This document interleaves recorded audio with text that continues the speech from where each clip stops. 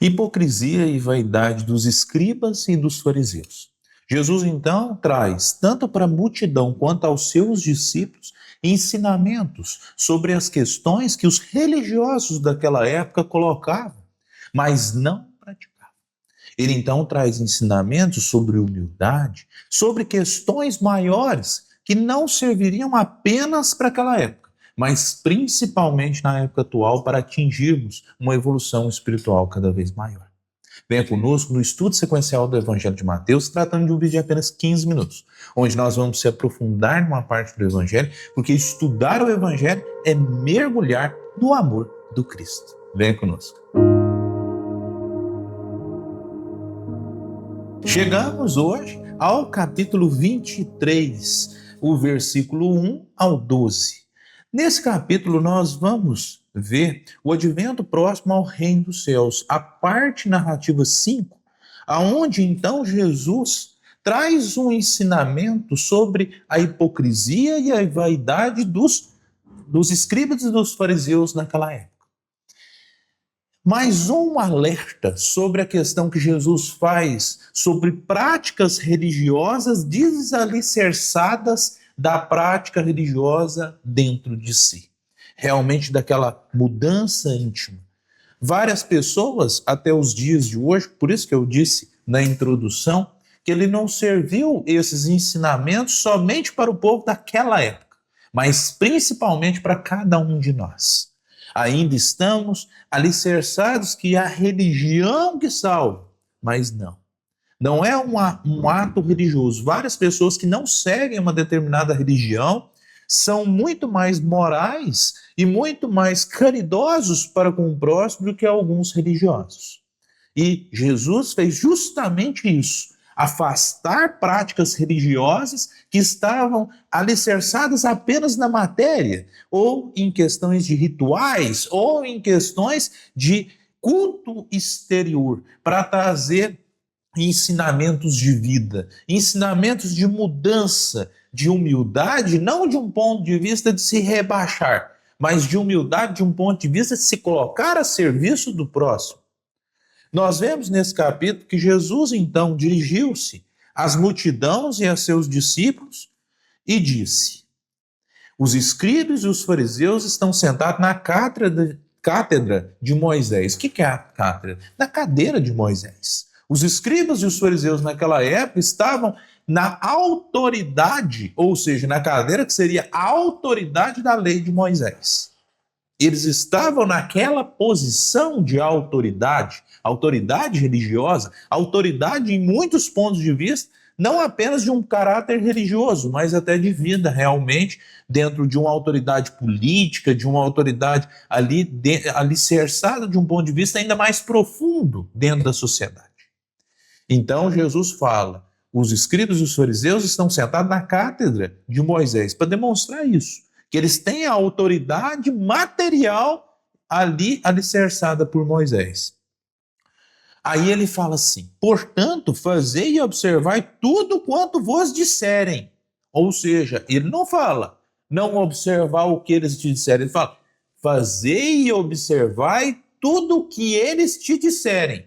Ou seja, porque eles seguiam ali, de um ponto de vista de falar, eles seguiam a questão da lei de Moisés. Mas aí ele fala o seguinte, mas não imiteis as suas ações, pois dizem, mas não fazem. Ou seja, é aquela pessoa que fala algo, mas não faz o que realmente ele está falando. Ou seja, as suas ações estão desalicerçadas das suas falas. Ele fala, mas não age. Ele fala, mas realmente não edifica. Ele realmente não exemplifica aquilo que ele está falando. E aí ele ainda fala assim, amarram fardos pesados e os põem sobre os ombros dos homens, mas eles mesmos nem com o dedo se dispõem a movê-los. Ou seja, um contraposto ao fardo suave que o Cristo traz, que é seguir a lei. Seguir a lei, amar a Deus sobre todas as coisas, é o próximo como a si mesmo. E como eu vos amei, mais do que ao próximo como a si mesmo, ele fala, amai-vos como eu vos amei. Isso é profundo, gente. Isso é muito profundo. E aí ele derroga todas aquelas outras questões da lei? Não. Aquelas questões também estão alicerçadas na lei. Mas na hora que você fala assim, não matarás, não roubarás, não cobiçar a mulher do próximo, se você ama a Deus e ama ao próximo como a si mesmo, como Jesus amou, você não faz nada disso.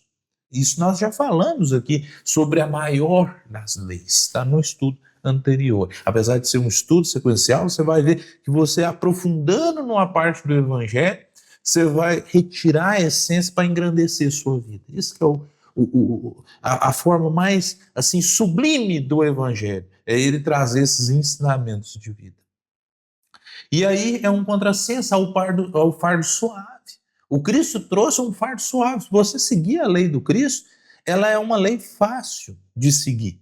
Só que a gente ainda está muito na matéria, a gente acha muito difícil seguir o que está no Evangelho. Mas os escribas e os fariseus traziam um fardo pesado para as pessoas. E eles mesmos não carregavam esses fardos, não moviam um dedo, que nem Jesus falou, para ali ajudar o seu semelhante.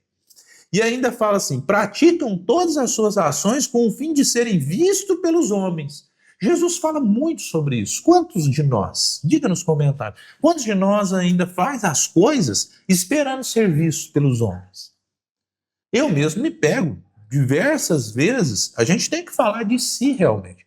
É um trabalho, reconhece o verdadeiro espírito, e eu coloco diferente, reconhece o verdadeiro cristão pelos esforços que fazem para domar suas más inclinações.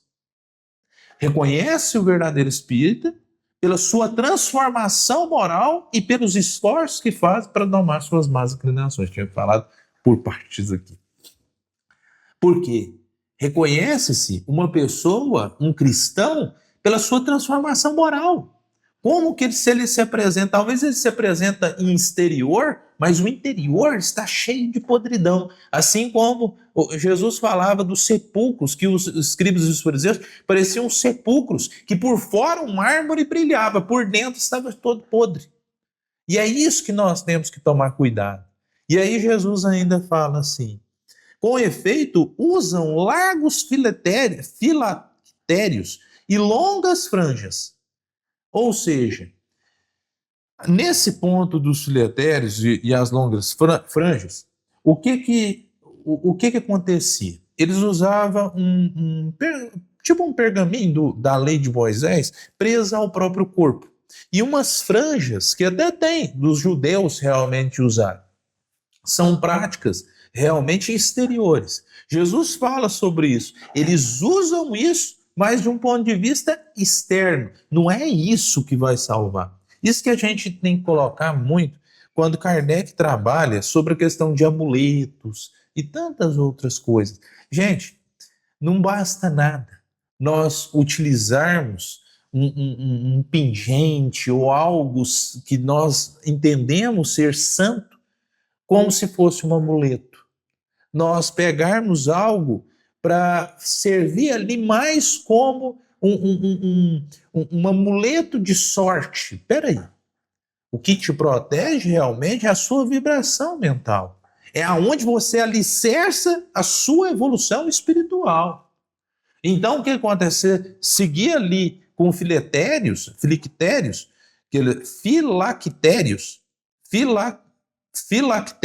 que é essa questão. Até eu vou trazer para vocês de um ponto de vista, pergaminho em que estavam escritos os mandamentos da lei e que os judeus traziam consigo, um amuleto, talismã ou preservativo, e longas franjas. Essas franjas também eram no mesmo sentido. Então não basta nada. Isso é para todos nós, gente. Isso eu falo, Jesus não estava falando apenas para os judeus da época. Eu vejo várias pessoas comprando alguns souvenirs religiosos, colocando uma pulseirinha, colocando alguma coisa. Nossa, isso aqui vai me proteger. Não digo que de um ponto de vista de você olhar para aquilo ali, aquilo vai te remeter. Por exemplo, santo, eu tenho aqui uma Nossa Senhora. Aqui está a Nossa Senhora. Eu ganhei de uma amiga minha e mantenho aqui perto da minha Bíblia, né? Está ali junto comigo, perto da minha Bíblia. Só que o que acontece? Muitas pessoas me perguntam, falam assim, Douglas, mas espera aí, que a Santa... Eu falo assim, gente, não é que Nossa Senhora está ali naquela imagem. O amuleto é se eu entendesse que aquilo ali, não. Eu olho para aquela imagem e lembro de Nossa Senhora, que é um espírito evoluído e que está a me ajudar. Eu sei que ela não está ali naquela imagem. Talvez eu tenha, aqui eu não tenho aqui na minha sala, mas eu tenho o que eu ganhei da minha mãe, um rosário, né? E o terço, né, que eles falam. E eu não tenho ele de um ponto de vista de amuleto, para falar que isso aqui me protege, não. Eu tenho ele num sentido de oração, de trazer realmente. Então, o que Jesus estava ali a te alicerçar é você tomar cuidado com isso. Não usar os amuletos conforme, né, assim, achando que é ele que protege. Não, quem protege é Deus. E Deus é uma inteligência suprema, fonte primária de todas as coisas. Você não precisa de algo externo, ele está interno. O reino de Deus está dentro de nós. Isso é muito importante. E aí gostam do lugar de honra nos banquetes, dos primeiros assentos nas sinagogas, de receberem saudações nas praças públicas e que os homens lhe chamem rabi. Ou seja, o rabi aqui, ele era alicerçado em questão de mestre. Realmente o rabi é o mestre.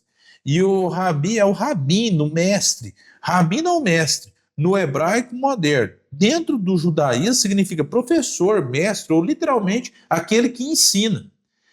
Quanto a vós, não permitais que vos chamem rabi, pois só é o vosso mestre, e todos vós sois irmãos. A um só é o vosso mestre. Ele arremata ainda.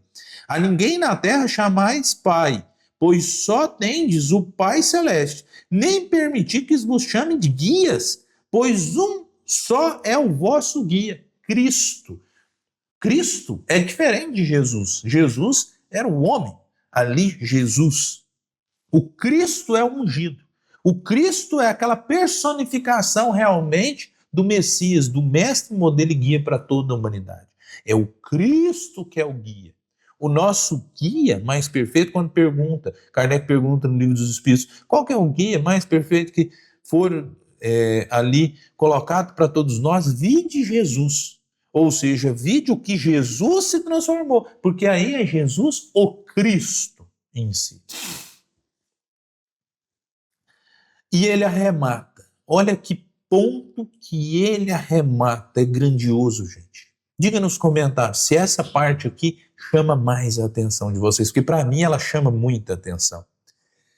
Antes, o maior dentre vós será aquele que vos serve. Aquele que se exaltar será humilhado, e aquele que se humilhar será exaltado. O que Jesus chamava atenção aqui? Ele sempre chamou. O maior no reino dos céus é aquele que serve. Jesus não veio para ser adorado, Jesus veio para servir. Jesus veio para realmente... Quando ele fala que vai lavar os pés dos discípulos, não era de um ponto de vista de lavar, ele queria demonstrar humildade. E aí Pedro ainda fala assim, não, mestre, eu não vou permitir que você lave meus pés. Ele fala assim, Pedro, se tu não permitisse que eu lave seus pés, você não tem parte comigo. E ele fala, então me lave todo, lave a cabeça, porque Pedro era muito intenso, né? Somente para finalizar, Allan Kardec, ele traz no Evangelho segundo o Espiritismo, no capítulo 6, item 2, aqui depende da edição, né? Todos os sofrimentos, misérias, decepções, dores físicas, perda de seres amados encontram sua consolidação na fé no futuro, na confiança na justiça de Deus que o Cristo veio ensinar aos homens. Foi isso que levou Jesus a dizer, vinde a mim todos que estáis fadigados, que eu vos aliviarei. Entretanto, Jesus estabelece uma condição para a sua assistência e a felicidade que promete aos aflitos. Essa condição está na lei por ele ensinada. Seu jugo é a observância dessa lei, mas esse jugo é leve e a lei é suave, pois que apenas impõe como dever o amor e a caridade. É isso que Jesus trouxe dentro de si. O amor e a caridade. Se nós seguirmos essa lei, nós estaremos ditos salvos. Eu digo assim, salvos, porque isso é muito relativo de um ponto de vista de evolução espiritual. Mas essa lei é você amar como ele amou. Aquele que foi flagelado, açoitado, que no alto de uma cruz, pregado no alto de uma cruz, ele fala: Pai, perdoai-os. Eles não sabem o que fazem. Isso é o sublime e verdadeiro amor. Um agradecimento a todos que estão fazendo parte desse nosso estudo.